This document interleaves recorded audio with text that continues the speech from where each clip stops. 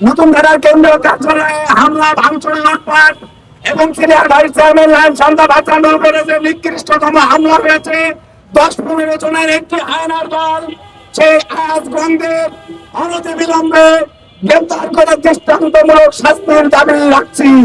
এই দাবি মাননীয় প্রধানমন্ত্রী তারেক রহমানের কাছে এই দাবি রাখছি, স্বরাষ্ট্রমন্ত্রীর মাধ্যমে প্রশাসনিক ভাবে এই সন্ত্রাসীর বিরুদ্ধে ব্যবস্থা নেওয়া হোক, অনতিবিলম্বে তাকে গ্রেপ্তার করা হোক।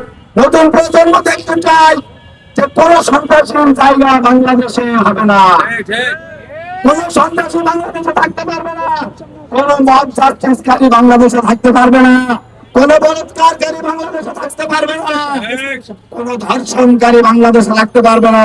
আমরা তেমন একটি বাংলাদেশ চাই যে বাংলাদেশে আপনি নিরাপদ, আমি নিরাপদ, আমার বোন নিরাপদ, আমার মা নিরাপদ, বাংলাদেশের 18 কোটি মানুষ নিরাপদ।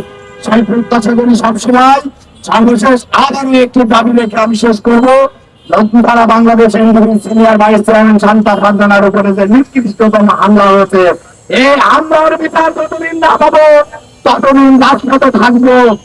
এই প্রত্যাশা ব্যক্ত করে আমি আমার সংক্ষিপ্ত বক্তব্য শেষ করছি। বিজয় বাংলাদেশ, বিজয় নতুন ধারা, নতুন ধারার অঙ্গীকার, দুর্নীতি থাকবে না। আসসালামু আলাইকুম। আপনাদের সবাইকে কৃতজ্ঞতা, ভালোবাসা, শ্রদ্ধা জানাচ্ছি। নতুন ধারা বাংলাদেশের এমডিবির যারা নেতৃবৃন্দ উপস্থিত রয়েছেন, আমাদের প্রিয় সংবাদ যোদ্ধা যারা রয়েছেন, সবাইকে বিশেষ কৃতজ্ঞতা জানাচ্ছি।